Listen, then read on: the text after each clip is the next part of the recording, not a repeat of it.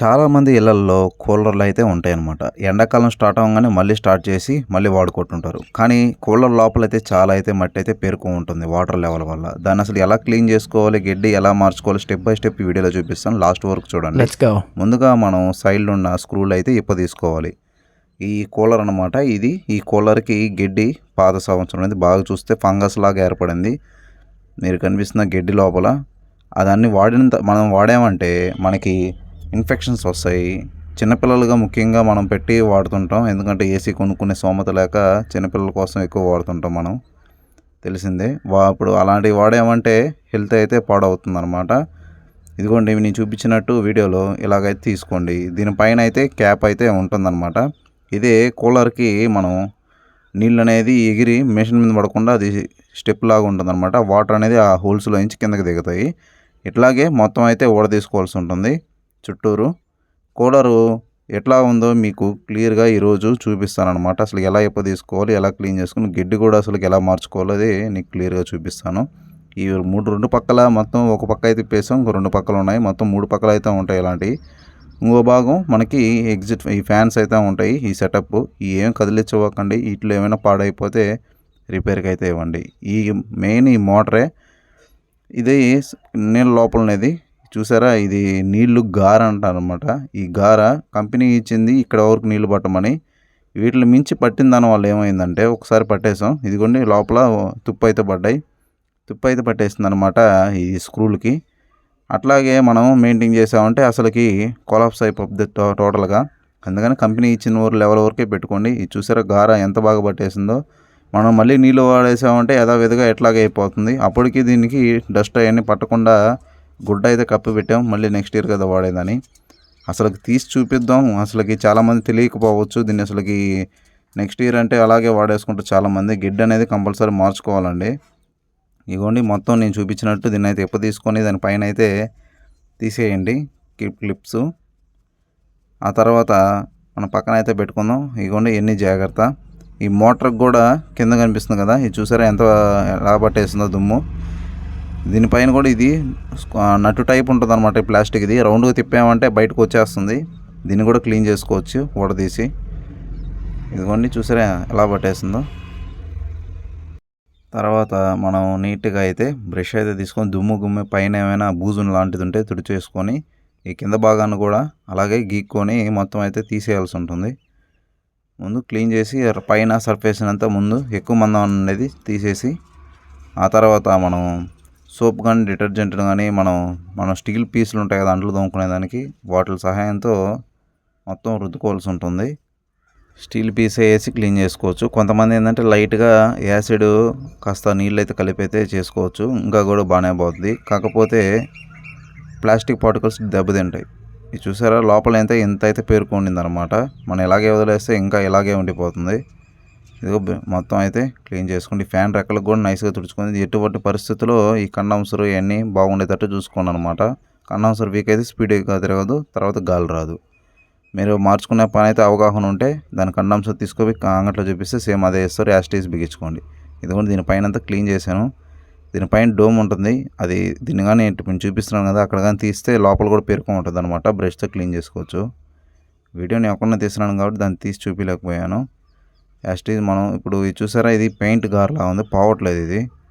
ఇలాంటివి కూడా ఇంకా నీట్గా బాగుంటే యాసిడ్ వేసుకుంటే మంచిది. కానీ యాసిడ్ వేస్తే ఏమవుతుందంటే ఇది దెబ్బతింటుంది అనమాట. ప్లాస్టిక్ ఉండడమే తక్కువ క్వాలిటీ ఉంటుంది. మనం ఎక్కువగా యాసిడ్ అవన్నీ యూజ్ చేసామంటే పాడైపోతుంది అనమాట. ఓకే, ఇంతవరకు మనం దీని లోపలైతే క్లీన్ చేసుకున్నాం. ఇప్పుడు బయట సంగతి చెప్తాను. ఇది గెడ్ అనమాట. దీనికి ఇలా ఉంటాయి అనమాట. వీటి స్క్రూల్ ఫిట్టింగ్స్ అన్నీ చేస్తుంటాయి. ఇప్పుడు దీన్ని అయితే బయటకు తీసుకునే ప్రయత్నం చేద్దాం. ఇలాగైతే స్క్రూలు ఉంటాయి అన్నీ. ఇప్పుడు తీసుకొని పాత గెడ్ని తీసి పక్కన పెట్టుకోవాలి. చూసారా ఎన్ని గార్లు ఉన్నాయో. ఇవి అయితే నట్స్ అనమాట. ఈ మాత్రం జాగ్రత్త. వీటికి అప్పటికి ఇదిగోండి మొత్తం అయితే క్లీన్ అయితే చేసుకోవాలన్నమాట. ఇలాగా వీటిని డిటర్జెంట్తో చేసుకోవడమే మంచిది. ఎందుకంటే మళ్ళీ యాసిడ్స్ అవన్నీ యూస్ చేస్తే అవి పాడైపోతుంది. మనకి ఎక్కువ రోజులు లైఫ్ రావాలంటే ఇలాగే మెయింటైన్ చేసుకొని ఇలాగైతే ఆరబెట్టుకోవాలి కడుక్కొని. ఈ ఆరబెట్టుకున్న తర్వాత నెక్స్ట్ స్టెప్ మనం గెడ్డ అయితే పెట్టుకోవాలన్నమాట. నేనైతే కొత్త గెడ్డ అయితే తీసుకొచ్చానమాట. ఇది గెడ్డ అంటే మరి గెడ్డ ఏం కాదు, ఇది ఒక అగ్గిపుల్ల చెట్లు. ఇప్పుడు అగ్గిపుల్లలు ఉంటాయి కదా వాటి పీస్ అనమాట ఇది. ఇది మనం అనుకున్న సైజు కాస్త పెద్దదనమాట. అందుకని నేను తీసేసుకొని దీన్ని సైజ్ అయితే కుదించవచ్చు అనమాట. దీని లోపల చుట్టూరు వల్లాగా ఉంటుంది. దాని మీద అడ్జస్ట్మెంట్ చేసి ఈ స్క్రూ ఫిట్టింగ్ అని చేసేస్తే సరిపోతుంది. ఈ పోయినసారి కంపెనీతో వచ్చినది పలసంగా అయితే ఉంది గడ్డి. ఇదైతే కాస్త చిక్కంగా అయితే ఉంది. మనకి ఈ మాత్రం సరిపోతుంది అనమాట. ఇలాగే 3 అయితే చేసేసుకోవాలి. అడ్జస్ట్మెంట్ తగ్గించి దాన్ని అయితే చేసుకోవాలి. ఈ స్క్రూలు బిగించేటప్పుడు జాగ్రత్తగా బిగించుకోండి. ఎందుకంటే స్లిప్ అయ్యి ఒక్కోసారి మిషన్తో చుట్టేటప్పుడు వల కూడా చుట్టేసుకుంటుంది అనమాట. తర్వాత స్టెప్ మనం వీటిని గడ్డి బిగించుకున్న తర్వాత వీటిలన్నిటిని కాస్త అయితే నీళ్ళతో తడపాలి. తడిపి కాస్త అయితే ఎండబెట్టుకుంటే మంచిది. ఎందుకంటే దాంట్లో నుంచి కాస్త అయితే స్మెల్ అయితే వస్తుంటుంది అనమాట. అది కొత్తది కాబట్టి కాస్త అయితే మనం నానబెట్టి పక్కన పెట్టేసుకుంటే బెస్ట్. వీడియో లాస్ట్ వరకు చూడండి, మీకు చాలా అయితే యూస్ఫుల్గా ఉంటుంది. వీడియో నచ్చితే లైక్ చేయండి. అలాగే ఫస్ట్ టైం చూస్తున్నట్టు సబ్స్క్రైబ్ చేసుకోండి మన ఛానల్ని. ఈ పైన హోల్స్ను కూడా చెక్ చేసుకోండి, ఏమైనా బ్లాక్ అయి ఉన్నాయో ఏందని. బ్లాక్ అయి ఉంటే ఏమైనా తీసుకుని సహాయంతో ఆ హోల్స్ అయితే తీసుకోండి. మనం మళ్ళీ కూలర్లో బిగించిన తర్వాత వాటర్ అనేది కిందకి దిగిపోయింది అనుకోండి, వాటర్ అనే సర్క్యూట్ మనం ఎలక్ట్రికల్ సర్క్యూట్ మీద కానీ పడింది అనుకో, కరెంట్ షాక్ కొడుతుంది. అలాగే డ్యామేజ్ కూడా అయిపోతుంది అనమాట కూలర్స్. చాలామందికి ఈ విషయం తెలియదు. కూలర్లో తీసి బిగించుకునేటప్పుడు చాలా అయితే జాగ్రత్తగా బిగించుకోవాలి. మొత్తం అయితే కాస్త అయితే ఆరిందనమాట. ఇంక పర్వాలేదు, ఇంక మనం బిగించేసేసుకోవచ్చు అనమాట. చూపిస్తాను. ఇదిగోండి కూలర్ది. ఇదిగోండి మనం నీట్గా అయితే లోపల సైడ్ బయట సైడ్ మొత్తం అయితే ఉండాలన్నమాట క్లీన్గా. ఈ కూలర్ సెటప్ మన మోటార్ అనమాట, నీళ్ళలో ఉండేది. దీన్ని అయితే స్క్రూ ఫిట్టింగ్ టైప్ ఉంటుంది, బిగించేసుకోవడమే. ఈ మొత్తం 3 పైపులు. ఈ పైప్ని పైన అయితే ఇలా పెట్టుకోవాలన్నమాట. అప్పుడు నీళ్ళు అనేది కింద నుంచి వచ్చి ఆ ఘాట్లో పడి కిందకైతే వెళ్తాయి. ఈ పైన మనం ఇప్పుడు నేను పెట్టేది మీరు చూపించాను కదా, అది కానీ కాస్త లూజ్గా ఉందనుకో, మోటార్కి దానికి పెద్ద డిస్టెన్స్ ఏం లేదు. మోటార్ మీద పడ్డాయి అనుకో, మోటరే ఆల్మోస్ట్ కూలర్లో సగభాగం రేట్ ఉంటుంది అనమాట. కూలర్లో అదే రేట్ ఎక్కువ మిగతా సర్క్యూట్తో పోల్చుకుంటే. ఇవన్నీ డోమ్స్ అన్నీ నార్మల్గానే ఉంటాయి, చాలా తక్కువగానే లభిస్తాయి అనమాట. కూలర్ మెయిన్ మన గడ్డి అని మెయింటైన్ చేసుకోలేదు. మొత్తం సెటప్ అయితే చేసాను, నీళ్ళు అయితే పోయలేదు. నీళ్లు మోటార్ అనేది ఆపేసాను అనమాట.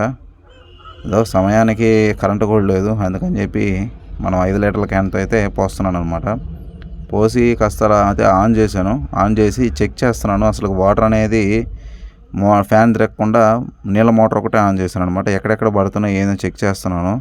ఏమైనా ప్రాబ్లం ఉంటే మళ్ళీ మనం ముందుగానే అయితే చేసుకోవాలన్నమాట.